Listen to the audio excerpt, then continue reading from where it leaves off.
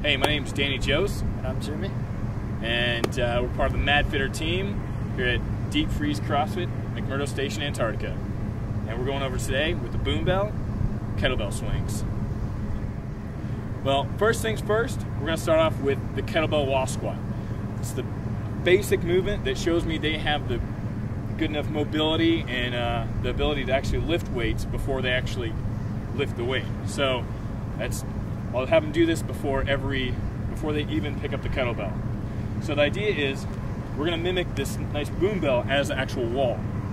And what we're going to do is get a good 6 to 8 inches away from the wall and go in a quarter squat. Boom. And what this does is if he's going in front of that kettlebell, or in this case, in the normal case, the wall, then it'll auto-correct. So the idea is a couple cues: make sure they have the weight on the heels, send that butt back, engage those glutes and those hamstrings, and then make sure that chest is up. And that wall is going to make sure that chest is up, so make sure that back's straight. So a couple things you'll see though with people that don't have that great mobility to do a kettlebell swing is they'll start rounding their back, but which will actually, the wall will be in the way, and so they'll actually self-correct. And then same thing, you'll have roll into the toes, the weight on their toes a little bit with their squat, and that'll self-correct because then their knees will dart in front of and hit the wall. And the idea is to keep a good plane and a good distance between you and the wall. So I do about 5 to 10 of these with every new athlete that's new to the gym, and I've never seen them actually move before, just to get a good reference on where they either need to help or kind of how proficient their movement is. So, all right, now that we actually have them doing the quarter squat and they've done a couple kettlebell swings, and we notice a couple things like they lack hip drive. Well, now we're going to go over a good exercise or a little movement pattern that we can do to actually get them to develop that hip drive and get them to realize kind of how to use that hip drive correctly.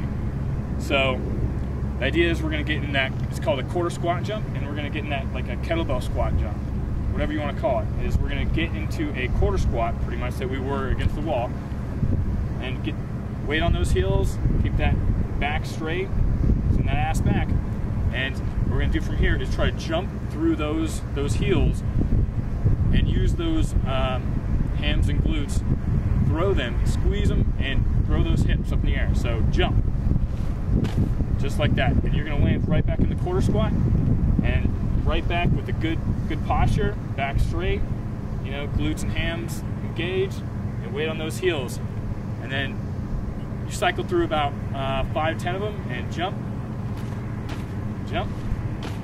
boom. So it's a pretty simple movement you can go over just to emphasize that hip drive, because that's probably one of the best drivers for that is the best driver for doing a kettlebell swing, is the big hip drive. And all right, now that we were done with those two movements, we're going to actually go over the bread and butter kettlebell swing. And there's a couple kettlebell swings we can choose from. You know, we have American power swings, and in this case, we're going to go over Russians.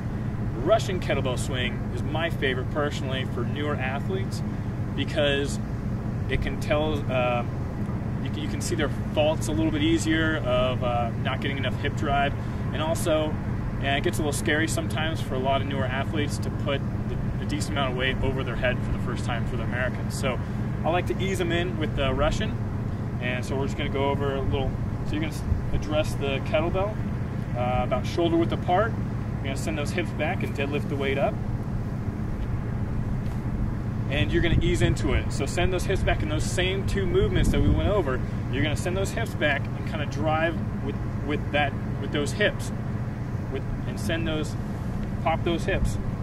Get a good hip drive. You're going to ease into it. First couple ones, getting the momentum. Then once you get it, you'll start to see the kettlebell kind of go in an upward motion if you have a good, strong hip drive, or it'll stay pretty solidly flat or have a nice little upturn to it. And then a bad sign for a kettlebell will be actually a droopy bell, I like to call it. And that's when you're using too much shoulders and arms and you're actually not using enough hip drive. So show us a couple droopy bells. So there you go. And that's not good on your back. It's not good on your shoulders, your arms. You know, the power should come from those hips. And so those, it's a basic movement with the kettlebell swing and the Russian swing. Went over 2 good movements. And my name is Danny Jose, once again, here at Deep Freeze CrossFit. And I'm Jimmy. We're at the bottom of the world, McMurdo Station, Antarctica, part of the MadFitter Team.